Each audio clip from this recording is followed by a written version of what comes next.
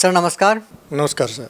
Sir क्या नाम है आपका? रणजीत दास, भुन्ना से, जिला फतेहाबाद, हरियाणा, इंडिया जी। सर संत रामपाल जी महाराज की शरण में कैसे आए आप?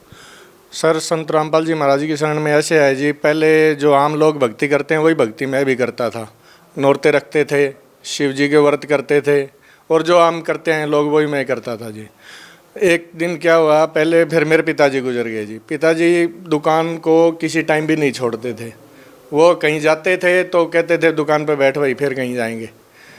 तो एक बार क्या हुआ जी, कहीं इमरजेंसी होगी, जाना मेरा भी ज़रूरी है और पिताजी का भी जाना ज़रूरी, तो वहाँ मैं नहीं जा पाया। पिताजी बोले भाई तू बैठ, मैं जाऊँगा। फिर तो क्या हुआ, फिर उसके बाद कुछ दिनों बाद पिताजी की डेथ हो गई। डेथ होने के बाद फिर मन के, उनकी डेथ के बाद बस ऐसा हिल गया अंदर से मैं, भाई ये एक मिनट भी दुकान नहीं छोड़ते थे और आज सब कुछ ही छोड़ के चले गए हैं ये। तो भगत जी बस परमात्मा की तरफ ध्यान हो गया एकदम।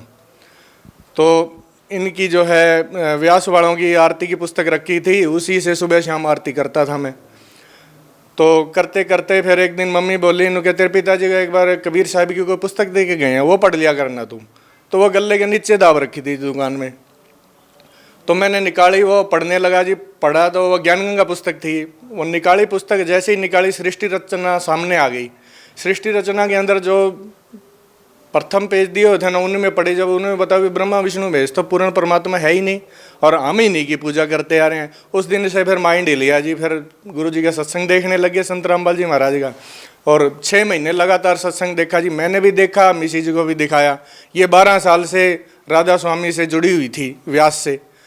तो इन्होंने भी देखा भी, गुरु जो इनका गुरु था व्यास वाला, भाई उसका खुद का ही गुरु नहीं है, शिवदयाल जी का है, और आगे उसने प्रणाली चलाई हो यार, ये उससे जुड़े हुए हैं यार, लाभ इनको कोई हो नहीं रहा था।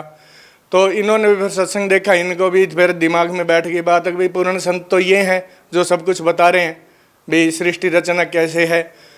तो फिर हमने बरवाड़ा आश्रम में जाके संत रामपाल जी महाराज जी से फिर हमने जी प्रथम मंत्र मिला हमें, हमने फिर वो नाम लिया जी। सर आपको क्या लाभ मिले संत रामपाल जी महाराज से नाम दीक्षा लेने के बाद?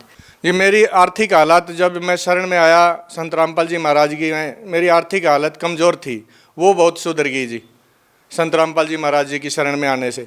और दूसरा जी, मेरे को शारीरिक कष्ट था जी। एक लड़की है जी मेरी, उसका एडमिशन करवाना था जी एलन चंडीगढ़ के अंदर कोचिंग के लिए जी।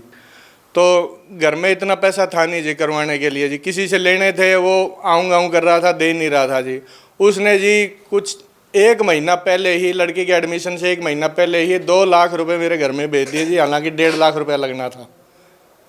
ये आर्थिक लाभ हुआ। और दूसरा एक और इससे पहले कि मेरे पास काम करने के लिए बिल्कुल ही कोई सिस्टम ही नहीं था, बिल्कुल ही मैं बेरोजगार हो गया था। फिर मैंने संत रामपाल जी महाराज जी से नाम ले रखा था और उनसे मैंने पुकार के, परमात्मा भाई ऐसा तो सिस्टम करो जो मेरी भी गृहस्थी चले। तो जी मेडिकल हॉल है, मैंने किसी के सिर में बनाया हुआ था, तो उसने पहले वो ले लिया था मेरे से मेडिकल हॉल, और उसमें से मेरी जो 1 सवा लाख रुपए पूंजी निकली थी उसने वो दे दी थी मेरे को, वो लग गई थी जी मेरी। फिर उसको कुछ दिनों बाद उसने वो मेडिकल हॉल उससे संभला नहीं, मेरे नाम पे चल रहा था वो बोला फिर भाई तू ले ले, मेरे से नहीं चल रहा ये। तो उसमें जो है जी 1.5 लाख रुपया मेरे पास थे, जो वो देने के बाद 2 लाख रुपए के करीब, 1,90,000 रुपए मेरे को और देने बनते थे जी। मेरे पास देने के लिए 1 पैसा भी नहीं था। तो कुछ ही दिनों के अंदर वो पेमेंट भी मेरी उतर गई जी, और 6 महीने के अंदर अंदर मेरे को पता भी नहीं लगा जी कैसे उतर गई, इतना लाभ दिया परमात्मा ने जी।